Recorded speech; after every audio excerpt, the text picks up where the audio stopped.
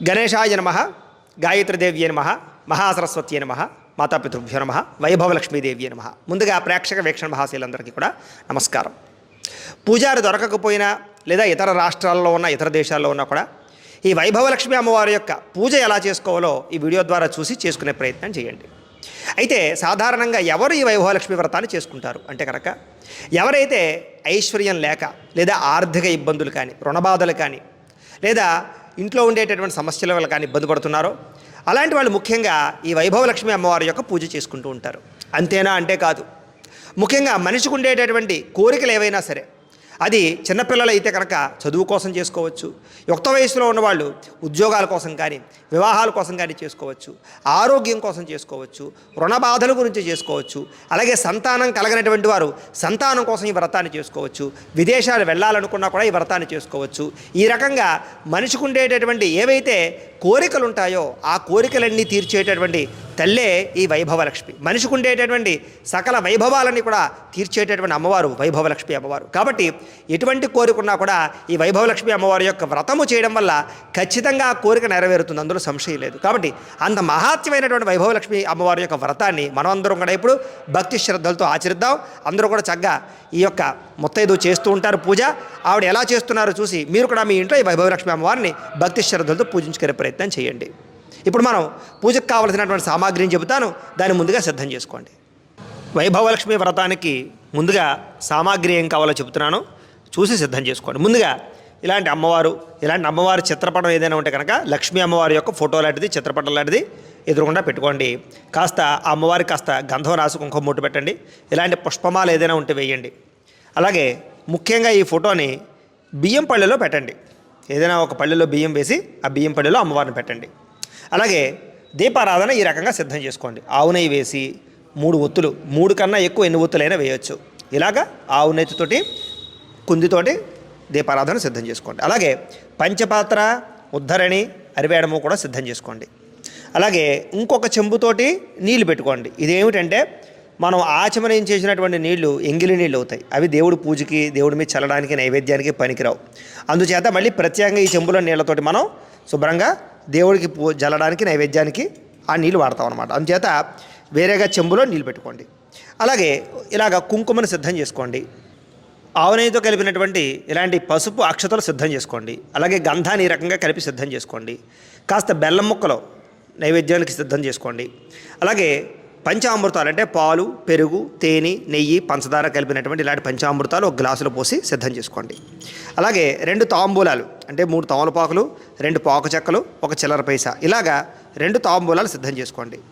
అలాగే వినాయకుడి పూజలో వాడడానికి వస్త్రాలు అంటే పత్తితోటి కాస్త ఇలా చేసి ఇలా 2 వస్త్రాలుగా పసుపు రాసి ఇలా 2 వస్త్రాలు సిద్ధం చేసుకోండి. అలాగే యజ్ఞోపవేతం విఘ్నేశ్వర పూజలో వేయడానికి ఈ రకంగా పత్తితోటి యజ్ఞోపవేతాన్ని తయారు చేసుకోండి. అలాగే పసుపు వినాయకుడిని ఈ రకంగా తయారు చేసుకుని సిద్ధం చేసుకోండి. అలాగే హారతి కర్పూరం బెళ్ళలో సిద్ధం చేసుకోండి. అలాగే హారతి ఇచ్చుకోవడానికి ఇలాంటిది సిద్ధం చేసుకోండి స్టాండు.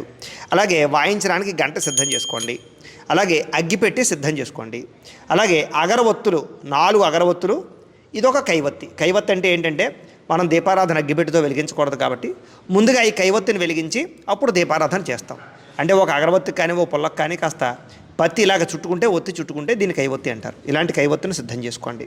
అలాగే కలశ ఒక రాగి చెంబు కానీ ఇత్తర చెంబు కానీ వెండి చెంబు కానీ పెట్టుకుని ఇలాగా మామిడి కొమ్మ వేసుకుని ఇలా కొబ్బరికాయ పెట్టి అలాగే ఇలా జాకెట్ ముక్క చిలకలా చుట్టుకుని జాకెట్ ముక్క పెట్టి పైన గాజులు వేసి ఇలా కలశ సిద్ధం చేసుకోండి. అలాగే ఇది రూపు అంటే వైభవలక్ష్మి అమ్మవారి యొక్క రూపు అనమాట.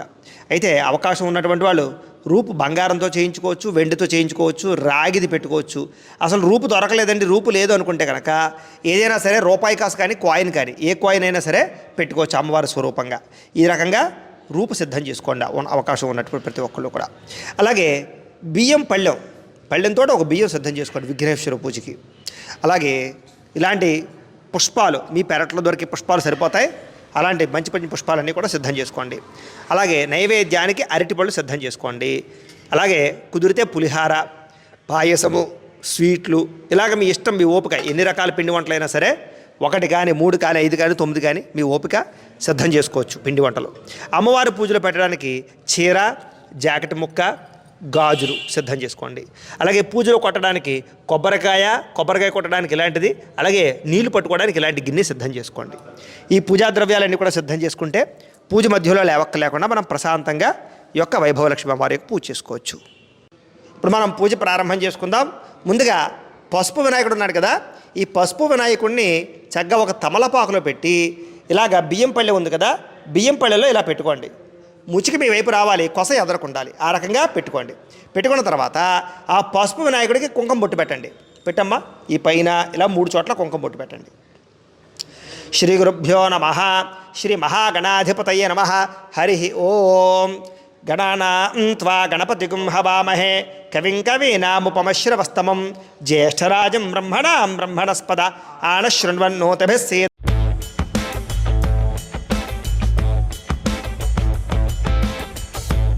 దసాదనం. ఈసారి దీపారాధన చేయండి. ముందుగా అగ్గిపెట్టి వెలిగించి ఈ కైవత్తు ఉంది కదా, ఈ కైవత్తుని వెలిగించండి. అగ్గిపెట్టుతోటి వెలిగించమ్మా.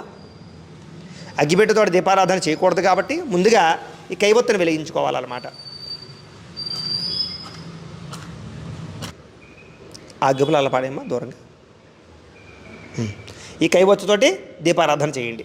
ఓం సాధ్యం త్రివర్తి సంయుక్తం మన్నినా యోజితం ప్రియం గృహాణ మంగళం దీపం త్రైలోక్యతిమిరాపహ భక్త్యా దీపం ప్రయత్యామి దేవాయ పరమాత్మనే త్రాహిమా నరకాత్ ఘోరాత్ దివ్యర్జ్యోతిర్నమోస్తుతే.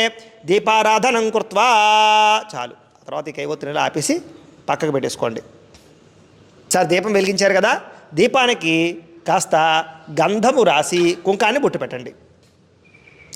అలాగే ఎవరైతే సాధ్యమో తల్లులు కానీ ఎవరైతే పూజ చేసుకుంటున్నారో వాళ్ళందరూ కూడా చక్కగా నుదుటిని కుంకుమ బొట్టు ఉందో లేదో చూసుకోండి. స్టిక్కర్లు ఉన్నా కూడా కుంకుమను ఖచ్చితంగా బొట్టు పెట్టుకోండి, హరిద్రం. అలాగే దీపానికి గంధం రాసి కుంకుమ బొట్టు పెట్టండి. పెట్టిన తర్వాత 2 అక్షతలను ఒక పుష్పము దీపం దగ్గర వేయండి. దీపాధిష్టాన దేవతాయే నమో నమః ప్రార్థనపూర్వక నమస్కారం సమర్పయామి. చాలు. ఈసారి ఆచమనం చేయండి. 3 సార్లు నీళ్ళు చేతిలో పోసుకుని తాగండి. శ్రీ మహాగణాధిపతయే నమః. శ్రీ గురుభ్యో నమః. హరి ఓం. ఆచమ్య ఓం కేశవాయ నమః. ఓం నారాయణాయ నమః. ఓం మాధవాయ నమః. ఓం గోవిందాయ నమః. విష్ణు మధుసూదన త్రివిక్రమ వామన శ్రీధర ఋషికేశ పద్మనాభ దామోదరాయ నమః. సంకర్షణ వాసుదేవ ప్రద్యుమ్న అనిరుద్ధ పురుషోత్తమ అధోక్షజ నారసింహ అచ్యుత జనార్దన ఉపేంద్ర హరే శ్రీకృష్ణాయ నమః. శ్రీకృష్ణ పరబ్రహ్మణే నమో నమః. ఒక పుష్పాన్ని ఎదురుగుండా ఉండే పసుపు వినాయకుడి మీద వేసి నమస్కారం చేయండి. దగ్గరగా పెట్టుకోండి అమ్మా. ఓం యశివో నామ రూపాభ్యాం యాదేవి సర్వమంగళ తయో సంస్మరణాత్ పుంసాం సర్వతో జయమంగళం లాభస్తేషాం జయస్తేషాం కుతస్తేషాం పరాభవః ఏషామిందీవరశ్యామో హృదయస్థో జనార్దనః ఆపదామపహర్తారం ధాతారం సర్వసంపదాం లోకాభిరామం శ్రీరామం భూయో భూయో నమామ్యహం సర్వమంగళమాంగళ్యే శివే సర్వార్ధసాధికే శరణ్యే త్ర్యంబకే దేవి నారాయణి నమోస్తుతే. ఈసారి కొంచెం అక్షతలు గణపతి దగ్గర పూజ చేస్తూ ఉండండి 3 వేళ్లతోటిని. ముఖ్యంగా చూపుడు వేలు కానీ చిటికిన వేలు కానీ పూజకి పనిచేయదు కాబట్టి మధ్యలో ఉండే 3 వేళ్లతోటి అక్షతలు తీసుకుని పూజ చేస్తూ ఉండండి. శ్రీ లక్ష్మీనారాయణాభ్యాం నమః. ఉమామహేశ్వరాభ్యాం నమః. వాణీ హిరణ్యగర్భాభ్యాం నమః. శచీ పురందరాభ్యాం నమః. అరుంధతి వశిష్ఠాభ్యాం నమః. శ్రీ సీతారామాభ్యాం నమః. సర్వేభ్యో మహాజనేభ్యో నమః. అయం ముహూర్త శుభముహూర్తో అస్తు. ప్రాణానాయమ్య 2 అక్షతలు మీ ఎడమ చేతి పక్కకి వేసేసుకోండి వెనకాలకి. ప్రాణానాయమ్య ఉత్తిష్టంతో భూత పిశాచాః ఏతే భూమి భారకాః ఏతేషామ విరోధేన బ్రహ్మకర్మ సమారభే. సారి ముక్కు పట్టుకోండి అలాగా. ఓం అంగుళ్యాగ్రే నాసికాగ్రే సంపీడ్యం పాపనాశనం ప్రాణాయామితి సంప్రోక్యం ఋషిభి పరికల్పితం. వదిలిపెట్టేసేయండి. వదిలిపెట్టేసి మమ అనుకోండి. యజమాన్యస్య ఉపాత్త దురితక్షయ ద్వారా శ్రీ పరమేశ్వర ప్రీత్యర్థం శుభే శోభనే ముహూర్తే శ్రీ మహావిష్ణురాజ్ఞేయ ప్రవర్తమానస్య అద్య బ్రహ్మణః ద్వితీయపరార్ధే శ్వేతవరాహ కల్పే వైవస్వతమన్వంతరే కలియుగే ప్రథమపాదే జంబూద్వీపే భరతవర్షే భరతఖండే అస్మిన్ వర్తమాన వ్యావహారిక చాంద్రమాణేన శ్రీ క్రోధినామ సంవత్సరే. ఇప్పుడు మేము ఈ సంవత్సరం ఈ వీడియో చేస్తున్నటువంటి రోజున ఏ సంవత్సరం అయితే ఉందో ఆ సంవత్సరం పేరు చెప్తున్నాం.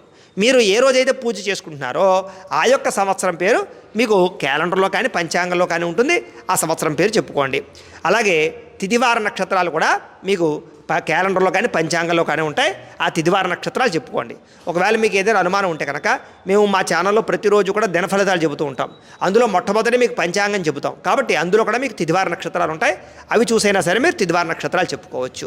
శ్రీ క్రోధినామ సంవత్సరే దక్షిణాయనే వర్ష ఋతౌ శ్రావణ మాసే శుక్లపక్షే పంచమ్యాయాం వాసర వాసరస్తు భృగువాసరే. ఇక్కడ మేము మామూలుగాను గురువారం కానీ శుక్రవారం కానీ ఈ పూజ చేసుకుంటూ ఉంటాం కాబట్టి గురువారం చేసుకుంటే గురువాసరే అని చెప్పుకోండి. శుక్రవారం కనుక మీరు ఈ పూజ చేసుకుంటున్నారనుకోండి భృగువాసరే అని చెప్పుకోండి.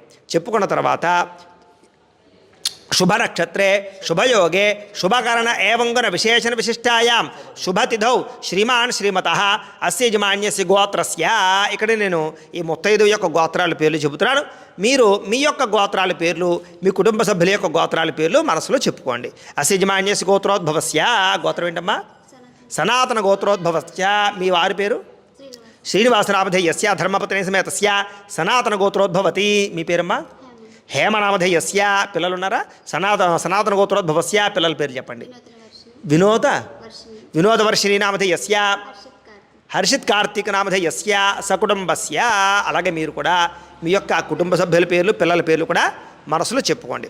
చెప్పుకున్న తర్వాత నేను చెప్పినట్టుగా చెప్పండి నమస్కారం చేసుకుని. మమ అస్మాకం సహ కుటుంబానాం క్షేమ స్థైర్య ధైర్య విజయ అభయ ఆయు ఆరోగ్య ఐశ్వర్య అభివృద్ధి సిద్ధ్యర్థం ధర్మార్థ కామమోక్ష చతుర్విధ ఫల పురుషార్థ సిద్ధ్యర్థం మమ గృహే ధనధాన్య వస్త్రరత్న కాంచనాది సకల సంపత్ ప్రాప్త్యర్థం గోమహిష్యాది పశుబాహుళ్య సిద్ధ్యర్థం అశ్వాది సకలవాహన సిద్ధ్యర్థం మతు సమీపవర్తి జనానుకూల్య సిద్ధ్యర్థం శ్రీ వైభవలక్ష్మి దేవత సంపూర్ణ అనుగ్రహత సిద్ధ్యర్థం అస్మిన్ దివసే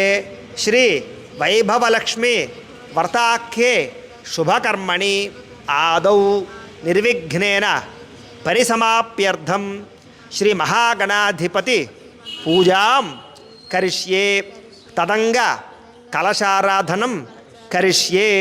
ఈసారి అక్షతలు తీసుకుని నీళ్ళు పోసుకుని ఆ పల్లెలో వదిలిపెట్టండి. తదంగ కలశారాధనం కరిష్యే. కలశ అంటే ఏమిటంటే ఇందాక నేను చెప్పాను కదా వేరేగా ప్రత్యేకంగా ఒక చెంబులో నీళ్లు తీసుకోమని. ఆ చెంబు ఇప్పుడు కలశ అవుతుందన్నమాట. దీనికి ఏం చేస్తారంటే మీరు గంధం ఉంది కదా గంధాన్ని 3 చోట్ల ఆ కలశకి రాయండి. కలశస్య ముఖే విష్ణు కంఠే రుద్రసమాశ్రిత మూలే తత్రస్థితో బ్రహ్మ. కుంకం కూడా బొట్టు పెట్టండి. మూలే తత్రస్థితో బ్రహ్మ మధ్యే మాతృగణా స్మృతా కుక్షౌతు సాగర సర్వే సప్తద్వీపావసుంధర అర్గ్వేదోధయ జుర్వేద సామవేదో హయధర్మణ అంగై చ సహిత సర్వే కలశ అంబుసమాశ్రితా కలశే గంధ పుష్ప అక్షత నిక్షిప్య. ఇప్పుడు ఏం చేస్తారంటే ఓ పుష్పం తీసుకోండి అమ్మా. పుష్పం తీసుకుని ఆ పుష్పాన్ని గంధంలో ముంచండి, అలాగే అక్షతల్లో ముంచండి. ఇప్పుడు ఆ పుష్పాన్ని ఆ చెంబులో వేసేయండి. కలశే గంధ పుష్ప అక్షత నిక్షిప్య హస్తేనాచ్ఛాద్య అంటే చేయి మూత వేయమని. అలా చేయి మూత వేయండి కలశ మీద. హస్తేనాచ్ఛాద్య ఆ కలశే ఏషు ధావతి పవిత్రే పరిశిచ్యతే ఉక్తైర్యజ్ఞేషు వర్ధతే ఆ కలశే ఏషు ధావతి శ్యేనోవర్మ విగా ఆహతే అభిద్రోణాకణిక్రదతు ఓమాపో వా యుదగం సర్వం విశ్వాభూతాన్యాపః ప్రాణావ ఆపః పశవ ఆపో అన్నమాపో అమృతమాప సమ్రాడాపో విరాడాప స్వరాడాపశ్చందాగుశ్యాపో జ్యోతిగుష్యాపో యజోగుష్యాప సత్యమాప సర్వా దేవత ఆపో భూర్భువస్సు వరాప. ఓం. చాలు. ఈసారి ఆ పుష్పంతో శ్రీకారం చుట్టండి ఆ చెంబులో. గంగే చ యమునే చైవ గోదావరి సరస్వతి నర్మదే సింధు కావేరి జలేస్మిన్ సన్నిధిం కురు ఆయాంతు శ్రీ మహాగణాధిపతి పూజార్థం దురితక్షయకారకాః కలశోధకేన దేవం. ఆ నీళ్లు దేవుడి మీద చల్లండి. కలశోధకేన దేవం ఆత్మానంచ మీ మీద జల్లుకోండి. పూజాద్రవ్యాన్ని సంప్రోక్ష్య పూజాద్రవ్యాలన్నింటి మీద కూడా జల్లండి. అంటే ఏం చేసామంటే ఇప్పుడు మనం మంత్రాలతోటి మన ఏదైతే మన భూమండలంలో ఉండేటటువంటి పవిత్ర గంగా జలాలు నదీ నదములు ఉన్నాయో ఆ నీళ్ళన్నీ కూడా ఆ జలమంతా కూడా ఈ యొక్క చెంబులోకి రమ్మని మంత్రాలతో ఆహ్వానం చేసామన్నమాట. అంటే ఇప్పుడు ఆ కలశలో ఉండేటటువంటి నీళ్ళన్నీ కూడా పవిత్ర జలాలతో సమానం అనమాట. అంచేత ఆ నీళ్ళు మన మీద, దేవుడి మీద, పూజా ద్రవ్యాల మీద చల్లడం వల్ల మనమందరం కూడా శుద్ధ అవుతాము, పవిత్రం అవుతాము అని అర్థం. కాబట్టి ఈ రకంగా కలశారాధన పూజ చేసుకున్నాం. ఇప్పుడు మనం గణపతి పూజ ప్రారంభం చేసుకుందాం. ముందుగా ఓ పుష్పం పుచ్చి నమస్కారం చేయండి. ఓం అసుని పట్టుకు నమస్కారం చేయండి. ఓం అసునీతే పునరస్మాసు చక్షు పునః ప్రాణమిహనో దేహి భోగం జోక్పస్యేమ సూర్యముచ్చరం తమనుమతే మృళయా ఆనస్వస్తి అమృతం వై ప్రాణ అమృతమాపః ప్రాణానేవ యథా స్థానముపః పయతే గణపతిం సాంగం సాయుధం సవాహనం సశక్తి పత్ని పుత్ర పరివార సమేతం మహాగణపతిమావాహయామి స్థాపయామి పూజయామి. పుష్పం వేసేయండి అలా గణపతి దగ్గర. మహాగణపతిమావాహయామి స్థాపయామి పూజయామి. 2 అక్షతలు వేయండి అలాగా. స్థిరో భవ వరదో భవ స్థాపితో భవ యజమాన్యస్య ఇష్టకామ్యార్థ ఫలసిద్ధితో భవ స్థిరాసనం కురు ధ్యానం. ఈసారి మళ్ళీ అక్షతలు పుచ్చి నమస్కారం చేయండి. ఓం వక్రతుండ మహా పట్టుకు నమస్కారం చేయండి ఇలాగమ్మ.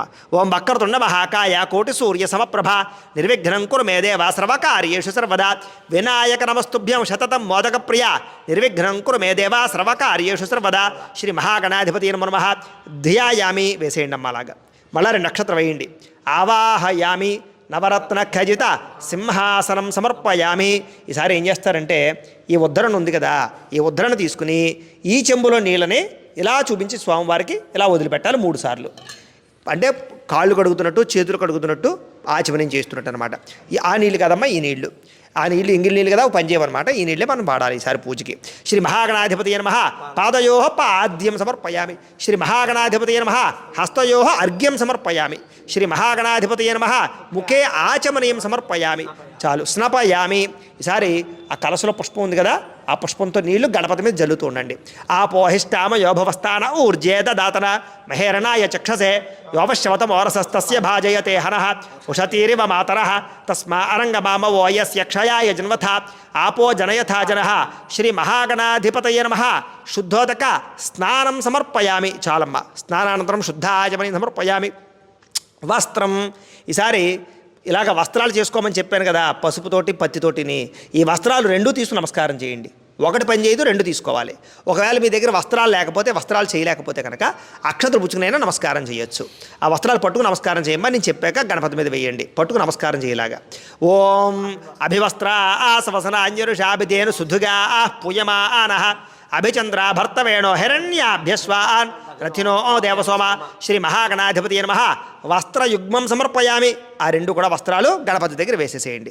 వస్త్రాలు లేనివారు అక్షతలు వేసి వస్త్రార్థం అక్షతాం సమర్పయామి అనుకోండి. ఈసారి యజ్ఞోపవేతం ఉంది కదా, ఆ యజ్ఞోపవేతాన్ని తీసుకోండి. యజ్ఞోపవేతం లేనటువంటి వాళ్ళు అక్షతలు పుచ్చి నమస్కారం చేయండి. పట్టుకోమ్మలాగా. ఓం యజ్ఞోపవీతం పరమం పవిత్రం ప్రజాపతేర్యత్ సహజం పురస్తాతు ఆయుష్యమగ్రియం ప్రథమంచ శుభ్రం యజ్ఞోపవీతం బలమస్తు తేజ. శ్రీ మహాగణాధిపతి నమః యజ్ఞోపవీతం సమర్పయామి. అది వినాయకుడి దగ్గర వేసేయండి. యజ్ఞోపవీతం లేని వాళ్ళు అక్షతలు వేసి యజ్ఞోపవీతార్థం అక్షతాం సమర్పయామి అనుకోండి. ఈసారి ఓ పుష్పం తీసుకుని గంధంలో ముంచి ఆ పుష్పాన్ని గణపతి దగ్గర వేసేసేయండి. వేరే పుష్పం తీసుకోమ్మా. గంధద్వారాందురాదర్శాం నిత్యపుష్టాంకరీషణీం ఈశ్వరీగం సర్వభూతానాం తామిహోపహ్వయే శ్రియం. శ్రీ మహాగణాధిపతి నమః దివ్యశ్రీ చందనం సమర్పయామి. మళ్ళా ఇంకో పుష్పం పుచ్చి నమస్కారం చేయండి. ఓం పట్టుకు నమస్కారం చేయండి. ఆయనేతే పరాయణే దూర్వా ఆరోహంతు పుష్పిణీ హృదాశ్చ పుండరీకాని సముద్రస్య గృహాయమే. శ్రీ మహాగణాధిపతి నమః ఆభరణార్థం పుష్పం సమర్పయామి. గణపతి దగ్గర వేసేయండి. ఈసారి ఆభరణార్థం అలంకరణార్థం అక్షతై